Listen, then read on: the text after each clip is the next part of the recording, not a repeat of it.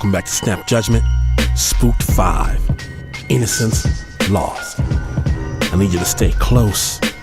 Keep the lights turned on because today we're taking you on a semi-guided tour of the dark side. Our next story comes to us from the city of fake ghosts, Los Angeles. But hold on, don't worry. You're about to meet a real one.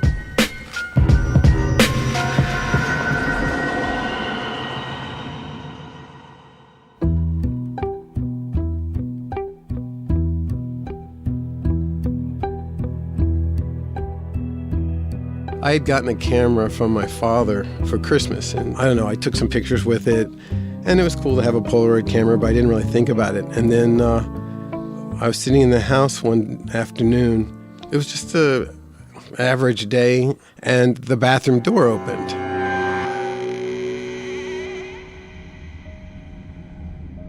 And no one was home, so I sensed that the door was opening by itself.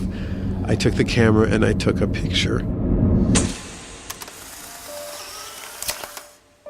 Nothing showed up in the picture, and of course I felt kind of silly at the time.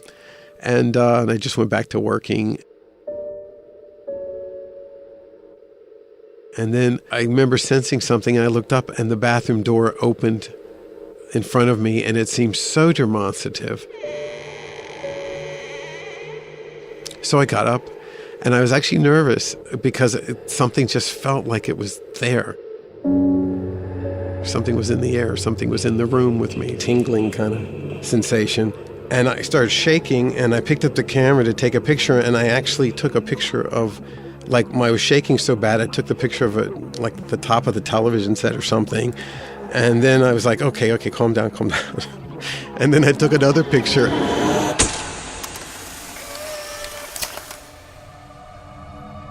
And that's when I got the first photograph of this experience. They're Polaroid photographs, so you basically sit and watch them develop. And as it was developing, I just saw this almost a stereotypical version of a ghost. It looks so, the eyes, the big eyes and the screaming mouth and the sort of weird wispy, quality of it floating in the air. It's like going boo or something at you. And I remember like being really nervous about it. And then suddenly I thought, this is my dad messed with the camera or something. That's what this was about. And then I took another picture.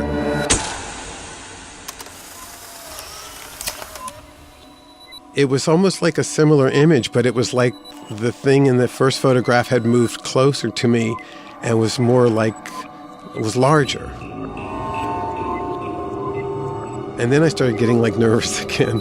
I just kept going back and forth between incredulous and denial. And then when Mikowski got home, I said, I have something I'm going to show you. What do you think about this? And I showed him the pictures. So he shows me these photos and I'm like, wow, these are really cool. How'd you do this? He goes, I just took these pictures. I didn't do it. It just was. I says, no, you made this up. He says, here, take a picture. And I went over and stood in what is now known as the vortex, but it's the area right in front of the bathroom. And he took a picture of me, and over top of me was this similar type shape, but it was like larger and more strange.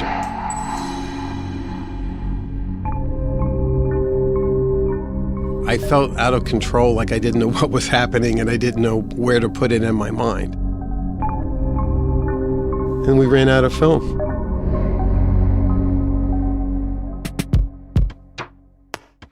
After like a month of just sort of sitting with these photographs, we decided to go out and get some more film. And we just thought, okay, well, here's the moment we find out whether this is real or not. We try to take pictures when we'd sense something or feel something.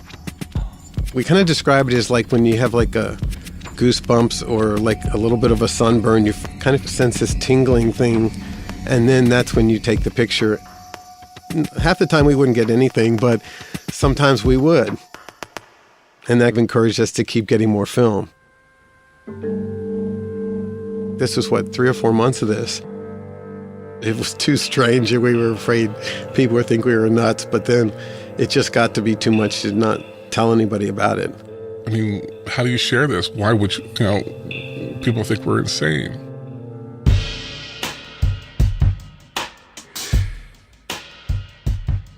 Finally, we decided to invite a bunch of friends over and show them the photographs.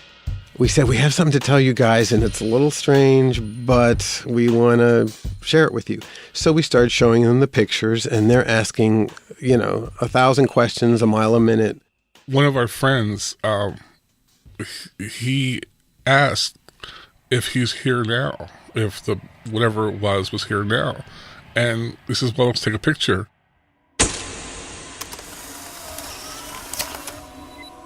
Snapped a picture, and then we're all watching it. Someone said, oh my God, I think this is a word. You could see the word yes. And that was the beginning of the communication. It's one thing to get ectoplasmic, fluffy, white things, and it's another to get communication, like it answered our question. And then someone grabbed a camera and went, Are you a what was it? Are you a friend or? Are you a good ghost or a bad ghost? That's what it was. The photo came out. A single word in the middle of the room. It said friend.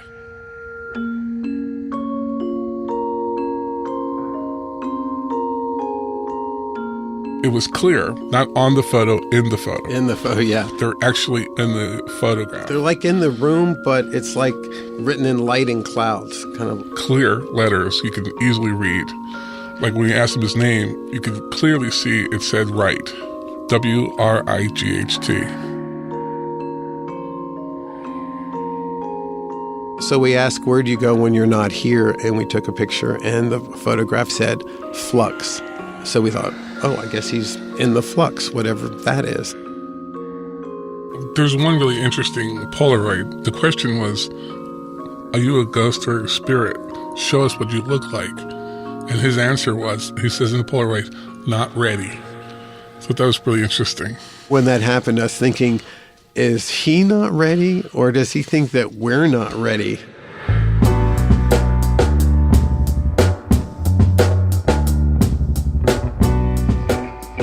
With all the people there, it kind of validated us because we weren't insane, and this was happening in front of other people.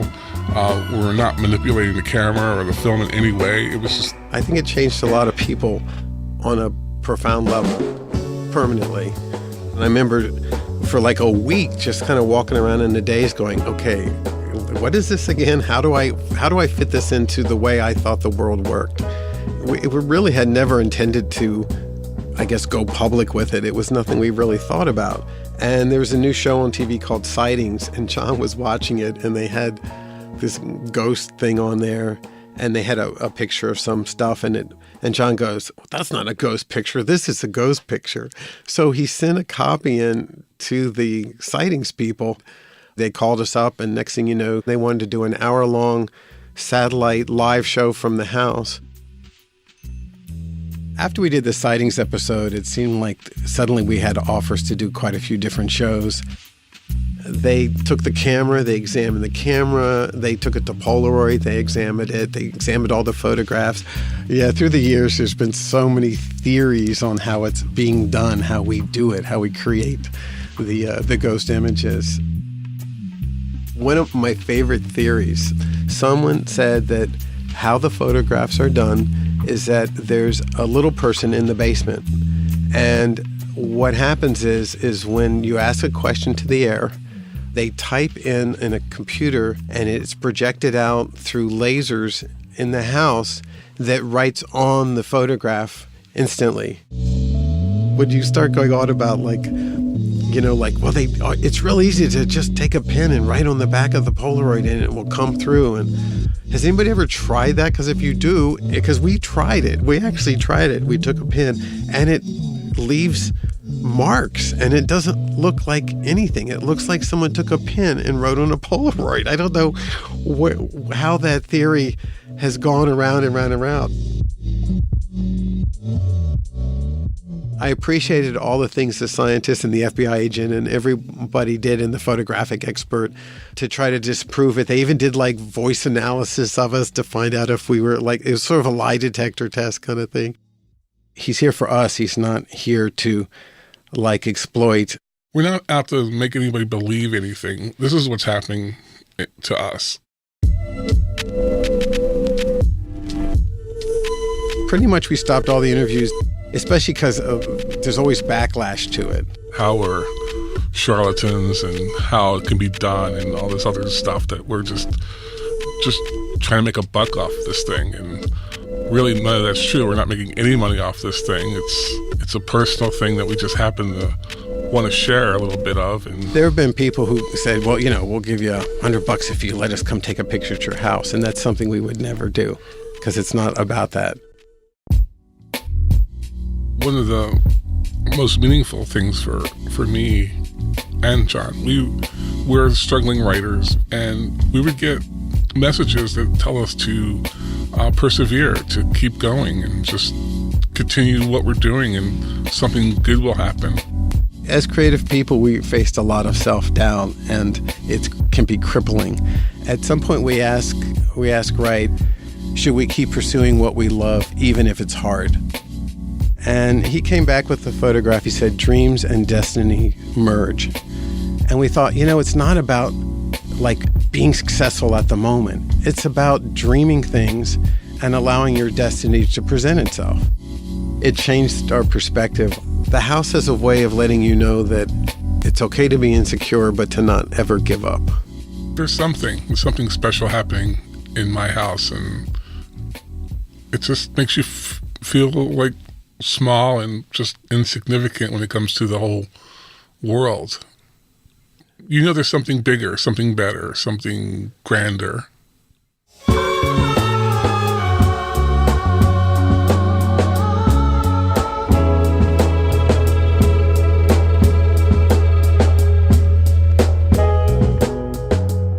Big thanks to John Huckard and John Mikowski for sharing their story. Check out our website, snapjudgement.org, to see the actual Polaroid ghost photos and links to more information about the Polaroid ghosts. You can find out what John and John are up to now. You're going to want to see this, snapjudgement.org. That story was produced by Anna Sussman with sound design by Pat Mesiti-Miller.